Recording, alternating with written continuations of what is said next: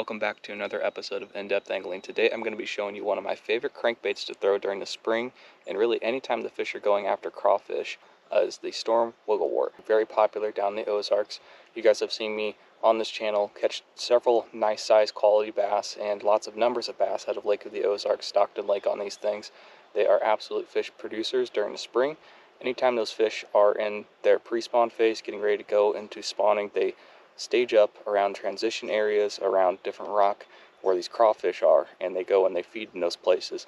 And this is one of the best crawfish imitating lures that is out there that allows you to cover water effectively and efficiently targeting these bass. Today I'm up in northern Minnesota and we have pre-spawn fish up here. This is a bait that really shines bright in the spring when fish are staging up to feed in the pre-spawn, when water temperatures are in the high 40s to mid 50s like I have here today, and is very underutilized throughout the rest of the country, especially in the north where we have crayfish eating smallmouth that gorge themselves on crayfish in bouldery, rocky areas.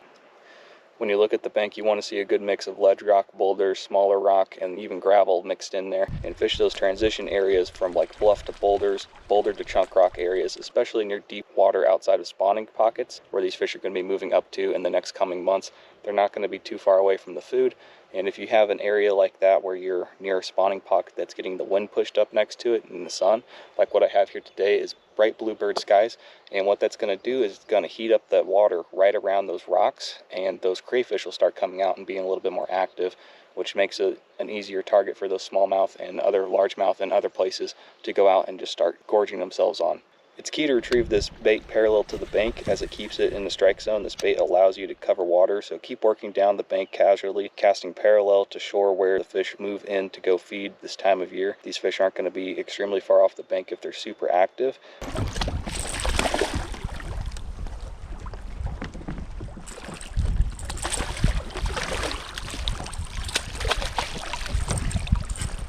Nice. Get that wiggle wart in his face. There we go, got a nice one right there. Took that wiggle wart in. Just come right over some chunk rock transitions right there with some boulders around it on this windblown shore.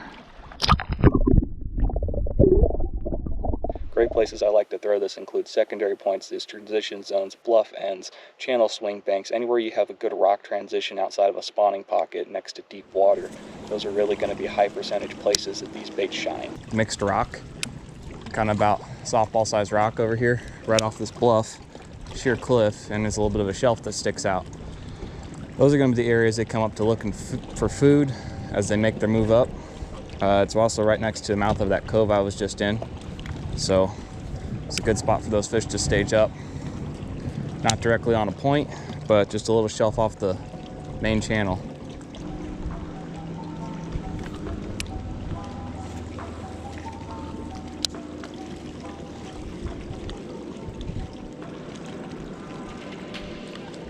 That's a fish. That one hammered it. That's a bigger one. That's a bigger one. Pull and drag. Oh yeah, big bass. Big bass. This is a bait that catches all sizes of bass, whether it's spotted bass, largemouth bass, or smallmouth like what I'm having to fish here for today. These baits absolutely catch every single size of fish that you have in their body of water. I've caught bass that are in Lake of the Ozarks up to in excess of 6 pounds on this, and places like this up here in Minnesota where I've caught bass over 4 and 5 pounds that are smallmouth on this, and it works everywhere in the country. You've got crawdads and these fish are in pre-spawn really well, and in places where these fish are targeting on and focusing on those crawfish up shallow in those rocks. The wind also helps bring those fish up a little bit shallower and brings them in close towards the bank as get washed out. I think a lot of times when those waves are pounding into those rocks, those crayfish get a little bit more stirred up, the bottom gets more stirred up, and things are a little bit easier to be worked on. Those fish really get fired up when that wind's blowing in there.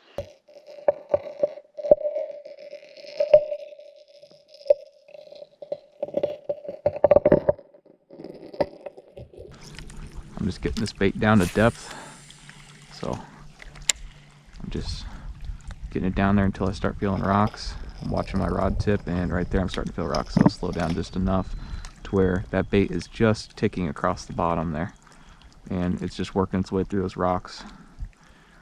I like to allow the bait to move around those rocks at a slower speed, just to where the bait is clipping across the tops of the rocks. As soon as I can reel down and start feeling those rocks, I just keep moving it just fast enough so I'm still down there in that same little strike zone and it's working its way, just kind of bouncing across those.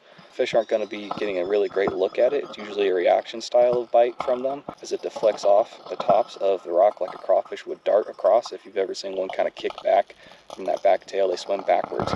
And what they'll do a lot of times is they'll just jolt really quick right over the tops of those rocks, and that's what you're kind of imitating with this thing. As that thing's digging along, it'll hit a rock and then deflect off, and as it does that, that really just gets a reaction strike. That bass will hear that thing ticking along and be like, hey, what's that? And then it'll just be like, bam, right in the face. So it causes a good amount of commotion with that noise of that bill clicking along those rocks down there too, which attracts them in and gets their attention. This is a bait that you will get hung up. The bill of that crankbait will dig in underneath some of those rocks, underneath the lip of those. If you start to feel that and you don't really set it in there very hard, you don't actually jerk on it very much, just let your bait have some slack, let your line have some slack, and let that bait rise back up out of there. A lot of times it'll free up just without having to even do anything. So try that first, and sometimes after you do that and you start to reel right again, that's when you'll get bit.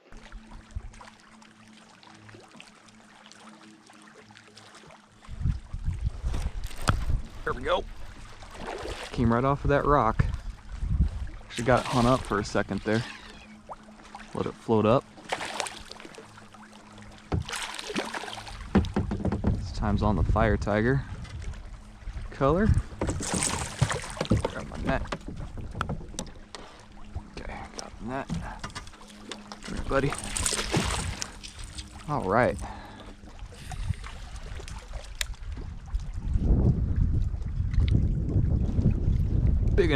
Biggin. Oh man, this is bigger than the last, and it's a bass. Okay, where's the net? Got it up here. Oh yeah, it's a big one. Got him. Oh yeah. Bass will school up like this in pre-spawn areas to go feed. That other one I just caught was maybe 10 foot from the spot I'd casted to catch this guy. Look at the football smallmouth that is, that wiggle wart in his mouth. That is just a gorgeous fish. As far as colors go, don't overcomplicate things. I like to keep something that's more natural whenever I have a really clear water, and kind of match close to what the crawfish that I'm seeing in the lake are. If we have more of like a green color here, I'll probably take something like this guy right here. It's a bigger, this is actually a magnum wart. It gets down a little bit deeper and it's got a bigger profile to it than these other ones here. These are the regular size ones. I've got one here that's got like a blue and a green hue with the orange belly. And then this one here is like, I think it's brown scale color. It works great whenever you have muddy water. When we were in the Ozarks, you have a lot of areas where you have runoff, and spring rains will bring in a lot of mud from the rivers and creeks that flow into the back of those areas. This is a color with that orange and yellow on the sides that really sticks out. The bottom on here is red, and this gets bit more times than not when you have very low visibility in those Ozark lakes. So this is something, if you're fishing dirty water in a spring, you got pre-spawn bass and you're fishing around rocks, pick up one of these in this color and you will not be disappointed. Anytime I've got a stain water, which is most of the time in the Ozarks, I like throwing something kind of like this. This is a I believe it's a Texas craw colored wart, and it is very much sort of like a dark red. And you can tell I like using this thing because of how beat up it is. It's missing an eye. This thing has caught me some big fish, including like a few 6-pounders by now. So as you can see, it's about at the end of its life, but this one absolutely catches them. This is my favorite color, just because of the conditions that I have with the stained water. This color here really cuts out and it stands out really well in that stain. That darker red really produces. And lastly, what I have here today is a Fire Tiger colored one. It's got an orange belly to it, yellow sides, the black stripes, and a green top. This is going to work really good for me up here today where I'm at in Minnesota. And these bass up here are targeting not only the crawfish, but the yellow perch. And this thing coming along there, it looks like a fleeing little perch coming out of the rocks up there, or it kind of looks like some of those crawfish as well, with those kind of banding on it right there. It's something that really gets their attention, and these fish absolutely go crazy for this color up here in the north. But in general, if you have a couple of these kind of colors around, you're matching the color of the crawfish in your area and you have some more exotic colors for the stain and muddy water situations, then you'll have your bases covered as far as colors go.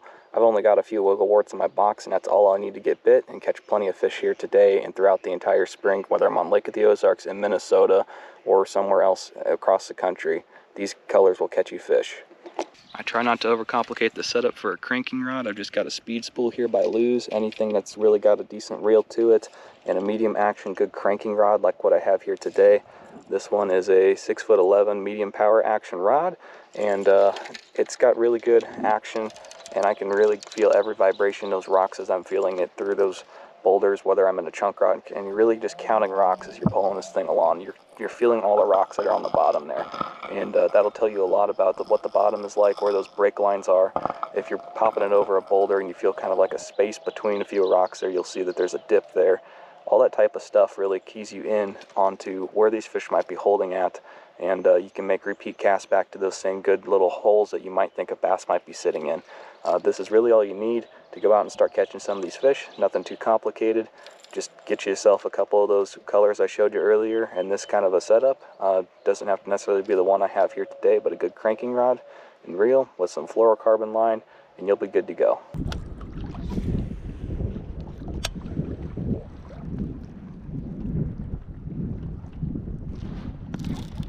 There we go. Oh, that's a good fish. That's a very good fish. It's out here between those boulders. It's a tank. Oh, grab my net here. There we go, got it.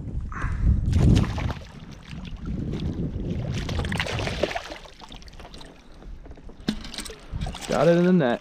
All right. That wiggle wart's just in the corner of her mouth right there. We're gonna get her unhooked.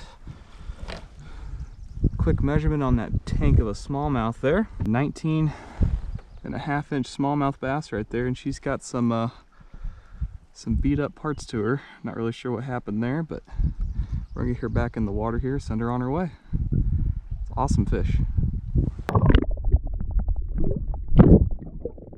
I got here in front of me where I just caught that last bass at. He was sitting right off of this rock point that sticks off this island here. I've got a big spawning bay for them to go back in right over here to my right, and these fish will oftentimes stage up here, especially as I got the wind blowing this way across it. Cast up wind, bring that back towards me through these big boulders, and you guys saw the result right there. Gorgeous smallmouth bass right there. It's hard to beat this kind of bite.